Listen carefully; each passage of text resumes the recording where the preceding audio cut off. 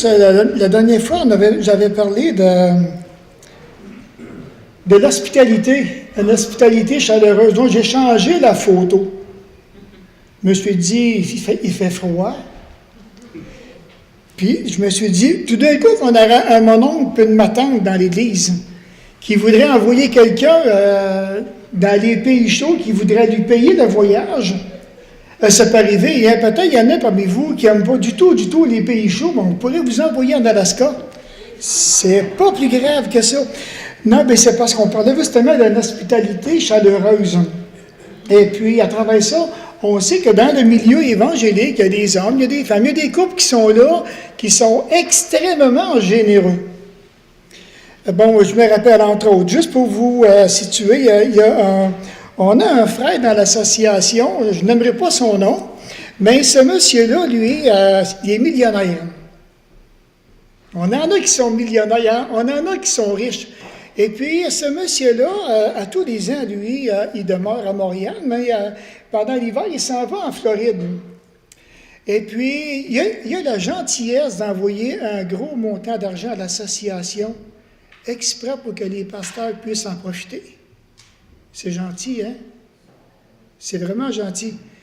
Honnêtement, j'ai déjà reçu de lui des montants allant jusqu'à 1 500 $ juste avant Noël. Là. Et puis il fait ça pour que tous les pasteurs en aient.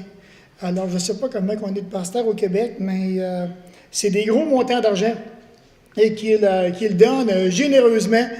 Et nous, moi, je faisais une responsabilité à tous les ans de pouvoir lui envoyer un petit peu de nos nouvelles avec la photo familiale.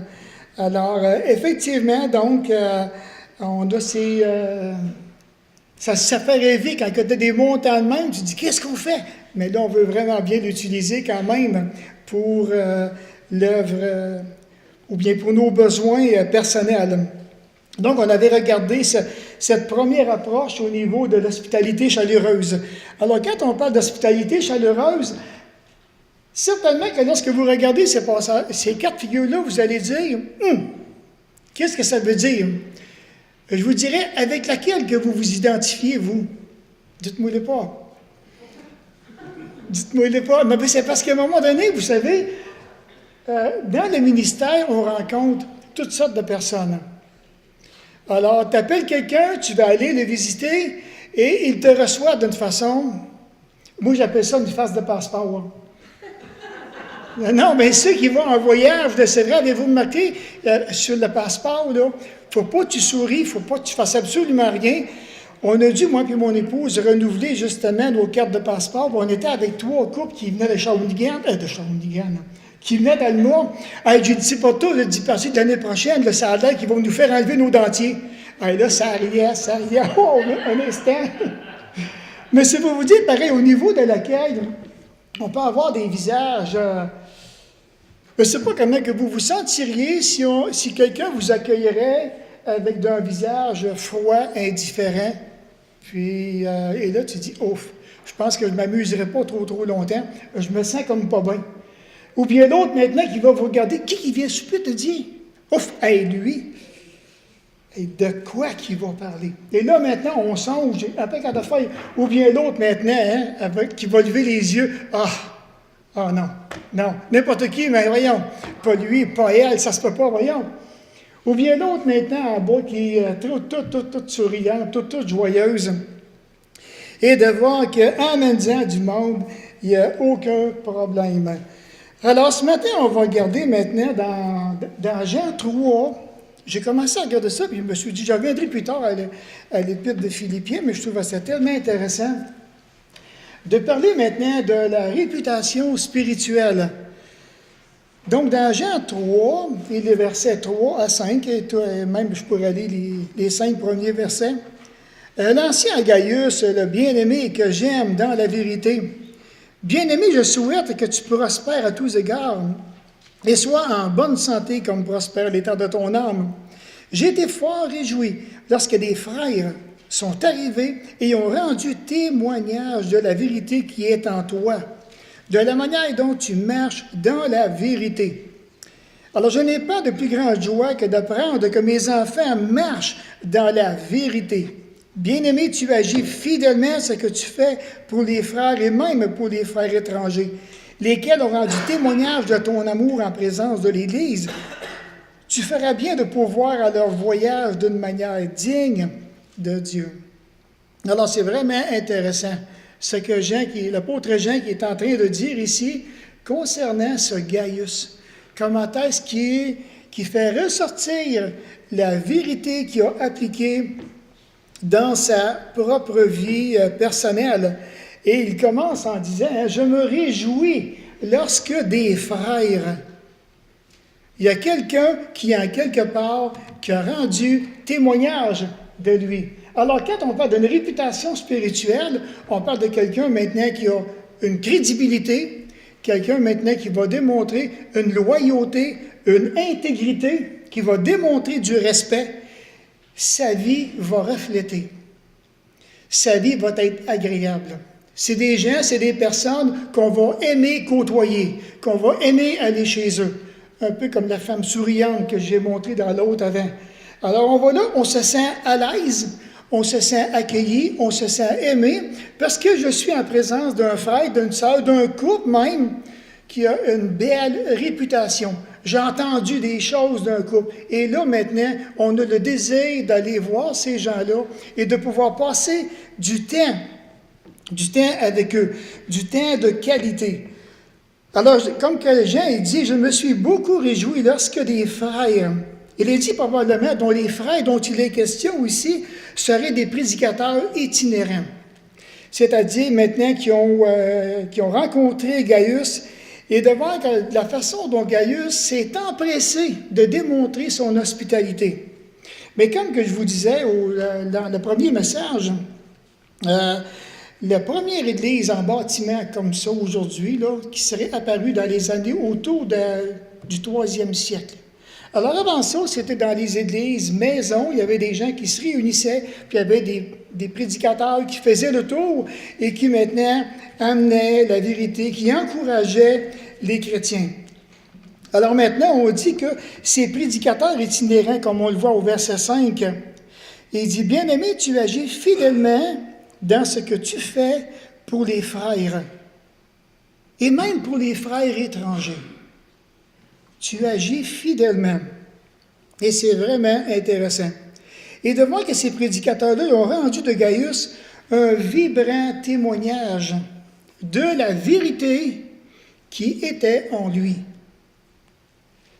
Alors, ce que ces prédicateurs itinérants ont remarqué, pour être capable de remarquer la vérité dans la vie de quelqu'un, on doit réaliser comment est-ce qu'on est en présence d'une personne, un homme, une femme, un passionné, un amoureux de la parole de Dieu. Je ne sais pas vous autres si vous voyez que c'est important d'être un passionné de Jésus-Christ, un passionné de la vérité, un amoureux de la vérité. Parce que les deux vont ensemble, hein? Tu peux être un passionné sans avoir l'amour, tu peux avoir l'amour sans être passionné, mais quand tu as les deux, ça fait un solide assemblage. Et on a besoin de cette passion-là. On dit qu'on est des amoureux de Jésus, on est content d'être sauvés, on est content d'avoir reçu le salut, mais il se peut que cette joie-là, cet enthousiasme-là s'éteigne là, que ça ne va pas plus loin.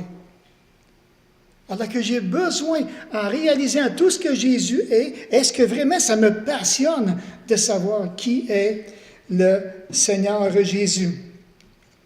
Donc, il y a manifestement, dans la vie de Gaius, une marche qui est vraiment, vraiment exemplaire dans son comportement quotidien, de la façon dont il va prendre la parole de Dieu, qu'il va la regarder, qu'il va se voir en face de la vérité et qu'il va corriger des choses dans sa vie personnelle, dans le but que la vérité puisse ressortir, que ça puisse transpirer dans sa vie personnelle. Alors, on regarde maintenant donc cette première approche. Et là, je me suis dit, tout comme il y a des gens qui, je crois, vont marcher comme Gaius, parce que dans les églises, il y en a des passionnés, il y en a des amoureux de la parole. Mais par contre, on est conscient que ce n'est pas tout le monde. Dites « Ah! » On est conscient que ce n'est pas tout le monde.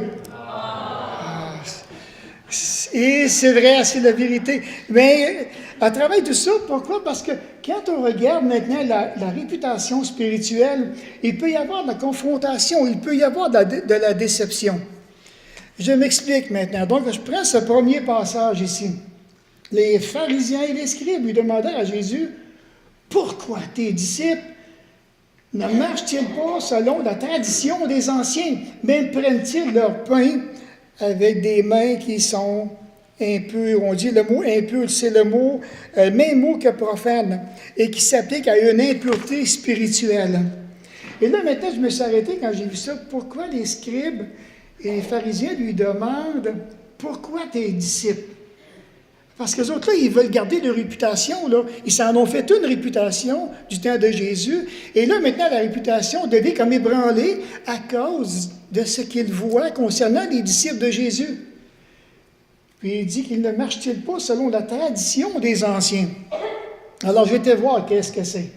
Que veut dire la tradition des anciens? On dit que cette tradition était un corps de législation édicté par les rabbins et auquel les pharisiens attachaient une grande importance, dans lequel étaient prescrits les applications détaillées de la loi de Moïse et des situations particulières. Et c'est intéressant de voir qu'eux, maintenant, ont pris ce qui était dans la loi de Moïse, ce qui était extérieur, et ils le ramènent devant Jésus, et Jésus, maintenant, va reprendre ces pharisiens-là. Quand on parle d'un cadre de législation, c'est un ensemble de normes judaïques. Alors, la réponse de Jésus, la voici. En commençant, il dit « Espèce d'hypocrite ». Je ne sais pas sur quel ton qu'il l'a dit. Moi, je vous le dis de même, là, mais je ne sais pas du tout comment que Jésus l'a dit. Il a répondu « Comme Ésaïe a vu juste, il vous a fort bien caractérisé d'avance lorsqu'il écrivait « Ce peuple m'honore du bout des lèvres, mais au fond de son cœur, il est bien loin de moi. Ce culte qu'il me rend n'a aucune valeur, car il prend pour dogme les ordonnances imaginées par les hommes. Vous mettez de côté ce que Dieu a prescrit pour vous attacher à la tradition des hommes. » Et de voir que Jésus, il ne va pas de main morte. Alors, quand ils sont là, en train maintenant de vouloir chercher à accuser les disciples de Jésus, tout leur revient en pleine face. Quand Jésus dit « hypocrite ». C'est jamais agréable de se faire traiter d'hypocrite. On en a parlé mercredi, hein? C'est pour ceux qui étaient là, mercredi, dans la prière. Moi, j'ai eu bien de la misère avec ça à un moment donné dans ma vie personnelle, vis-à-vis des gens qui étaient hypocrites envers moi. Et puis, je demandais là à mon épouse, elle va vous le dire, ça venait tellement me chercher. Et puis, assez que j'allais confronter, puis je ne confrontais pas de la bonne façon. Et maintenant, quand on regarde la parole, quand on regarde ce que la parole de Dieu dit, nous concernant, on peut arriver devant Dieu, puis on pourrait lever des mains, pensant qu'on a les mains pures, qu'importe. Et dans le fond du cœur, on peut avoir encore, nous, à notre tour, on peut avoir de l'hypocrisie. Alors ça, maintenant, c'est bien entendu que c'est le fun quand que Jésus le dit aux autres, mais ça devrait être un miroir dans ma vie aussi. En quelque part, où suis-je, moi aussi, hypocrite? Alors maintenant, comme il dit, ça perd le m'honore du bout des lèvres. Alors ça fait des réputations spirituelles qui ne sont pas tellement fortes. Mais Jésus, ici, il touche quelque chose qui est bien important. Mais il dit, au fond de ton cœur, c'est là. Il dit, c'est là. Ton cœur est bien loin de moi. Wow. Et là, je me suis dit, si je serais un Israélite, que Jésus me dirait ça, est-ce que je saurais réellement où se situe mon cœur par rapport à Dieu? Est-ce que je sais réellement où se situe mon cœur? Peut-être ce matin qu'il y a des gens ici auxquels on va honorer Dieu du bout des lèvres. On peut en parler, on peut... Mais au fond, peut-être que le cœur n'y est même pas. Que ce soit dans tous nos commentaires, le cœur n'est pas là dans nos attitudes, le cœur n'est pas là dans nos comportements, il n'est tout simplement pas là. Et ça, maintenant, on a besoin de s'examiner. Est-ce que je me sens loin de Dieu? Où suis-je? Où est-ce que je me situe à travers tout ça? Donc ici, maintenant, heureusement que tous n'ont pas suivi la tradition des pharisiens et des scribes. Car du temps de Jésus, il y avait quand même des personnages qui étaient là, qui étaient au milieu d'Israël. Et j'imagine comment est-ce que ceux qui étaient au milieu d'Israël, ceux qui avaient le cœur éloigné, ont dû être confrontés envers ceux qui étaient près de l'Éternel, ceux qui étaient près de la vérité. Alors là, ici, maintenant, j'ai pensé à prendre un jeune couple, comme on voit, Élisabeth et puis Zacharie. Tous les deux étaient justes devant Dieu et suivaient d'une manière irréprochable tous les commandements et les ordonnances du Seigneur. Quel contraste avec les scribes et les pharisiens! Ici, maintenant, on doit comprendre qu'il ne s'agit pas des gens qui auraient été parfaits sur le plan moral. C'est des gens comme vous et moi, des pécheurs comme vous et moi. Mais cela veut dire qu'ils n'ont pas violé la loi des commandements. Ils n'ont pas violé du tout, du tout. Puis on dit que la stérilité d'Élisabeth n'a aucun rapport avec sa manière dont elle marchait avec Dieu. Elle était stérile, puis elle marchait avec Dieu. Ça me fait penser à l'aveuglené aussi quand on regarde dans Jean 9. Les disciples ont posé des questions concernant l'aveuglené. Non, Jésus il a dit, c'est afin que les œuvres de Dieu soient manifestées en lui. Mais maintenant, si elle, qui est stérile, c'est-tu un jugement de Dieu? Non. Il ne faut pas penser de même. C'est pas ça que la parole de Dieu nous dit. Non, parce que c'était comme ça. Donc, en résumé, Zacharie et Élisabeth ont dit qu'ils étaient de braves gens, des bons Israélites, qui s'appliquaient simplement, honnêtement, sérieusement, à prendre la loi de l'Éternel et à l'appliquer dans leur vie personnelle, dans leur cœur. Alors, j'imagine comment est-ce que ça devait transpirer, comment est-ce que ça devait être agréable de voir un couple qui est là en train d'exercer la vérité et il n'avait pas toute la parole. Nous, on a toute la parole aujourd'hui. Et aussi, maintenant, quand on parle d'obéissance, j'ai pensé aussi prendre cet exemple-là, le terme « juste », quand il parle que tous deux étaient justes devant Dieu. On dit que le terme « juste », c'est un mot qui est employé pour qualifier les hommes intègres de l'Ancien Testament. Comme on voit dans Genèse 6 et le verset 9. Noé était un homme juste et intègre parmi ses contemporains. Noé marchait avec Dieu. Alors, quand on parle de réputation spirituelle, on parle d'intégrité. On l'a vu tantôt, quand je vous l'ai montré dans la première diapo, là, si je peux l'appeler comme ça, la première slide, là, c'est pas non plus, c'est... oui, vous comprenez ce que je veux dire.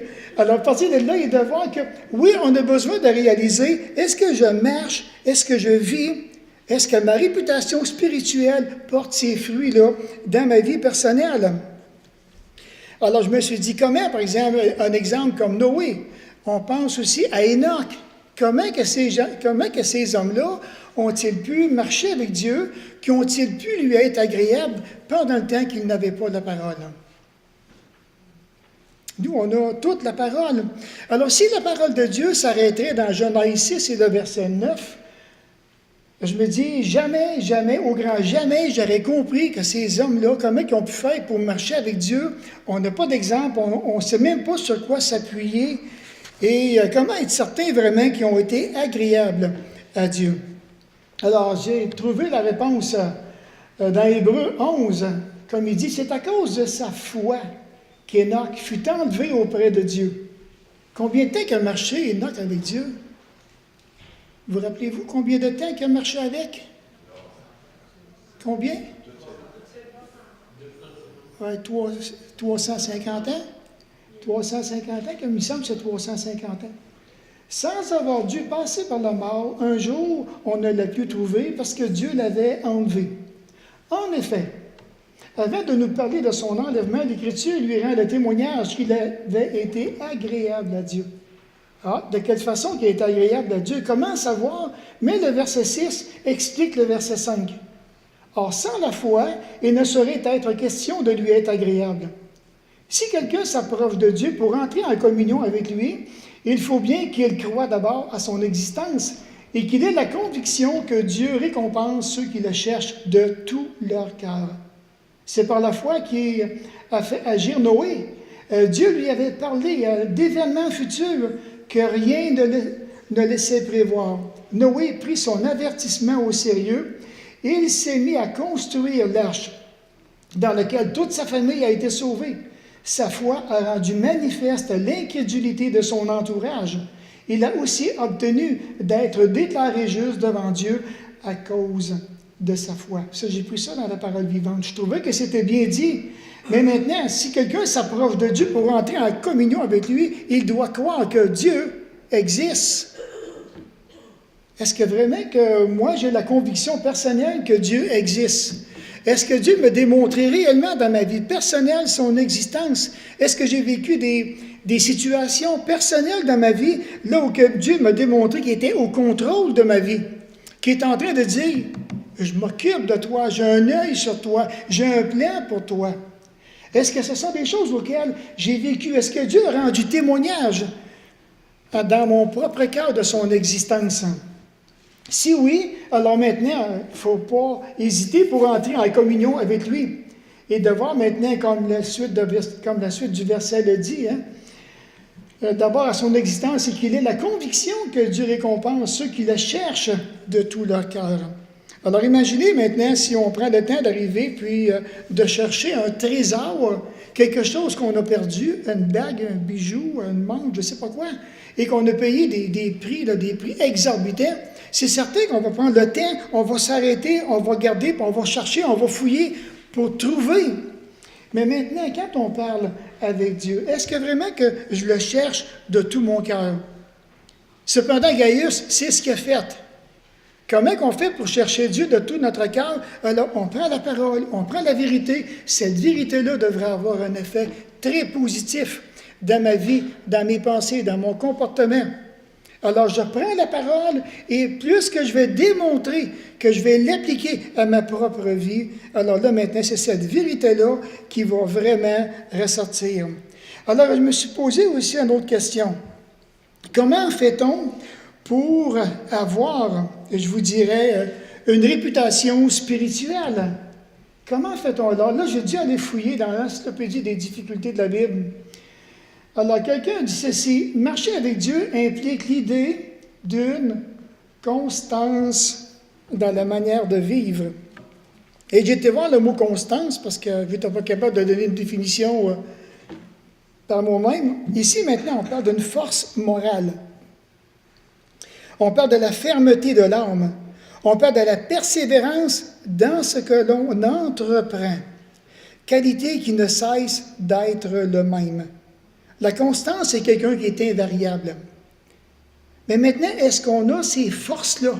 La force morale, la fermeté de l'âme. Ou bien quand on entreprend quelque chose, est-ce que je vais jusqu'au bout de ce que j'entreprends? Ou bien maintenant, je lâche, j'arrête encore. Ça ne me tente plus, j'ai des pressions, je suis découragé, je ne sais plus dans quel côté me diriger, je ne sais plus si j'ai pris la bonne décision. Suis-je constant dans ce que j'entreprends? Je trouve ça intéressant. Marcher avec Dieu implique l'idée d'une constance. Force morale, fermeté de l'âme, persévérance dans ce que l'on entreprend, qualité qui ne cesse d'être le même. C'est invariable. On est égal à nous-mêmes. On est capable d'avancer. Alors, si je n'ai pas cette constance-là, qu'est-ce qui se passe dans ma vie? Pourquoi maintenant que je n'ai pas cette force morale-là? Pourquoi je ne l'ai pas? Pourquoi maintenant que dans mon âme, je ne me sens pas vraiment affermi? Je suis facilement ébranlable, je suis facilement influençable. Pendant que la parole de Dieu, la vérité, devrait avoir un impact tellement fort, tellement puissant dans ma vie. Mais est-ce que je laisse la vérité, justement, m'affermir, me rendre ferme, me rendre fort, me rendre de plus en plus inébranlable? Deuxièmement, il dit, celui qui marche avec Dieu est l'une de ses créatures, faite à son image, liée à son Créateur, par une relation de père-fils. Et là, je me suis dit, c'est pas tout le monde qui a eu la joie d'avoir des belles relations père-fils ou père-fille. Quand je réfléchis à tout ça, et puis je peux comprendre aujourd'hui le pourquoi il y a des adultes, à cause qu'ils n'ont pas eu des belles relations père-fils, ils ont de la difficulté aujourd'hui à fonctionner sur le plan personnel. Ils ont de la difficulté maintenant. Comment que je peux marcher avec Dieu qui se dit être mon Père? Pendant le temps, je n'ai jamais appris à marcher avec mon Père terrestre. Je n'ai pas eu de relation avec mon Père. Je n'ai pas été capable d'avoir ce lien-là. Je ne sais pas c'est quoi marcher avec un Père. Et maintenant, nous, on vient, on accepte le Seigneur Jésus. On nous dit que la parole nous dit qu'on a maintenant un Père céleste, un Père qui nous a adoptés, un Père maintenant qui veut prendre soin de nous, un Père qui veut nous épauler, qui veut nous assister, qui veut nous seconder, qui veut vraiment nous faire avancer. Et qu'est-ce qu'on fait? Quelle image du Père que j'ai dans mon cœur? Et le fait que si je n'ai pas une belle image de mon Père, si j'ai une image qui est faussée, il se peut que cette même image-là vienne fausser mon raisonnement concernant Dieu. Pourquoi? Parce que je vais penser que Dieu est comme mon Père. Est-ce que Dieu est comme mon Père? Non, il n'est pas comme mon Père. Du tout.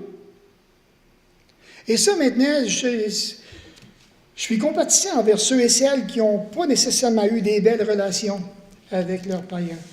Moi, j'ai été béni personnellement. Mon épouse peut en témoigner. J'ai eu un père qui était extraordinaire, puis il est mort à 88 ans, puis je l'embrasse encore, ça joue. Je l'embrasse encore. Je pense à André Philippe, des fois, je l'embrasse, ça joue. Il est comme mon fils. C'est plus fort que moi, André. Excuse-moi, c'est plus fort que moi. Comment t'as dit? Ça fait du bien. Mais voyez-vous, alors on est encouragé à marcher avec Dieu et devant qu'à travers tout ça, mais être vraiment, je vous dirais, conscient que la personne envers qui je m'approche n'est pas comme mon Père. Alors j'imagine que les gens qui ont vécu des difficultés avec un père peut-être alcoolique, Dieu n'est pas alcoolique. Un père abusif, Dieu n'est pas abusif. Du tout. Et ça, maintenant, il ne faut pas avoir peur de s'approcher de ce papa-là. Ce papa-là qui attend juste qu'on entre en relation avec lui. On est encouragé. C'est ce qu'il désire. Viens vivre une relation père-fils avec moi. Approche-toi de moi. Troisièmement, c'est durant le règne de la mort qu'une telle marche est possible. On parle ici de la mort à soi-même. Cela nous montre que vivre ou mourir reste en dessous de la norme de qualité prévue par Dieu, par ses créatures. Alors, si je n'apprends pas à mourir à moi-même, que je n'apprends vraiment pas ça, puis que je n'applique pas la parole, que je reste comme distant de la parole, je ne peux pas vivre. Et je vis toujours en dessous de la norme, de la qualité de vie que Dieu aimerait me donner. Et cette qualité de vie-là va avoir un impact. Pourquoi? Parce que ça va me créer une réputation spirituelle. Et ça va déranger. Ça va déranger. Et c'est ce que les gens ont besoin de voir. Pourquoi maintenant tu dis que tu es chrétien? Quelle différence il y a avec toi ou bien le gars qui reste à côté de chez nous? Est-ce que ça paraît vraiment quelque part qu'on a ce témoignage-là de la vérité dans nos vies personnelles? Qu'est-ce que je fais avec la vérité? Est-ce que je fais juste l'aller et puis je ne m'arrête pas du tout? Alors là, maintenant, si je fais ça, c'est que je suis en train de vivre en dessous de normes que Dieu a prévues pour moi. Maintenant, la question, en regardant ça qui me vient à l'esprit, suis-je intéressé à vivre selon la norme que Dieu me demande de vivre? Suis-je intéressé à prendre ça comme défi? C'est tout un défi. Mais c'est bénissant. Puis il ne faut pas avoir peur. Cette marche qui décrit un style de vie est marquée par la continuité et la durée. Il n'y a pas de relâchement possible. C'est bien plus qu'une petite marche en souliers à talons hauts. Croyez-moi, c'est constant, c'est un style de vie, c'est marqué par l'obéissance, par la mise en pratique. C'est marqué parce que je prends la vérité, je fais ce qui est écrit ici. Et je le fais de bon cœur, ce n'est pas un fardeau, parce que Dieu me le demande. Parce que ce verset-là me touche, ce verset-là est prêt à changer ma vie. Je suis rendu à cette étape. Et je dois considérer qu'est-ce qu'il est en train de dire ici.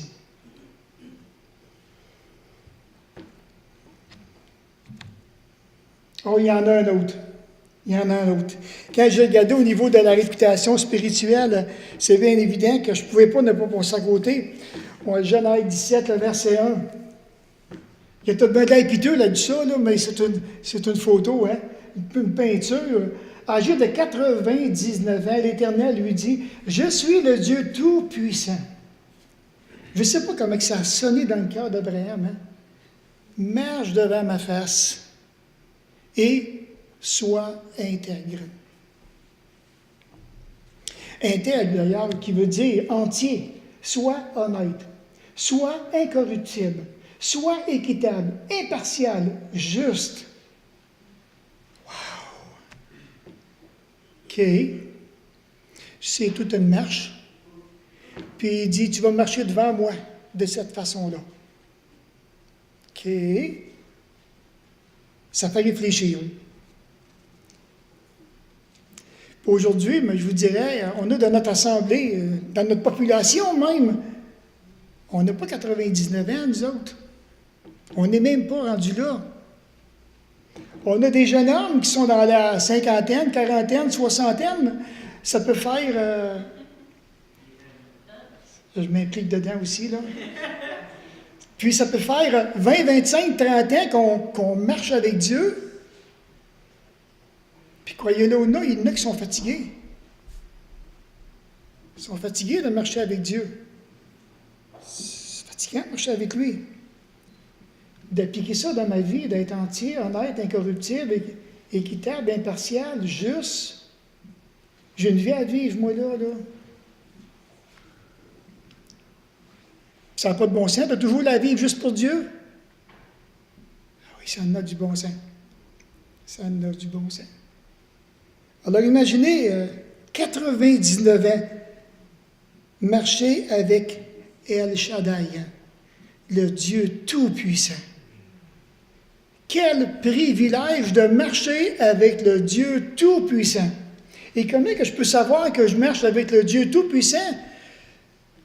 Est-ce que vraiment qu'on applique cette vérité-là? Ce que je vois, je n'ai pas vu ces personnages-là, je vois Gaius, je le vois ici, là. D'après ce qu'on lui rend témoignage de lui. Il marchait avec le Dieu Tout-Puissant.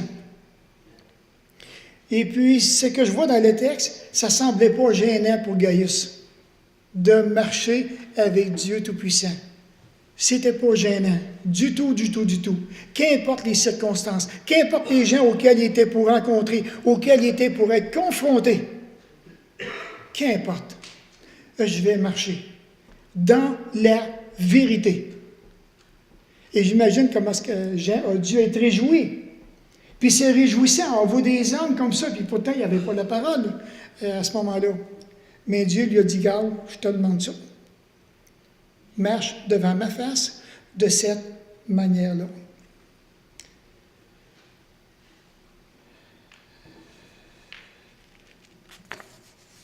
J'ai encore beaucoup de matériel à partager, mais je pense que je vais arrêter là. Je continuerai la prochaine fois. Alors, gardez ces informations-là que je juge personnellement tellement importantes, tellement pertinentes. J'ai été personnellement très, très édifié lorsque j'ai préparé tout ce message-là. Puis je disais au Seigneur, mais coudonc,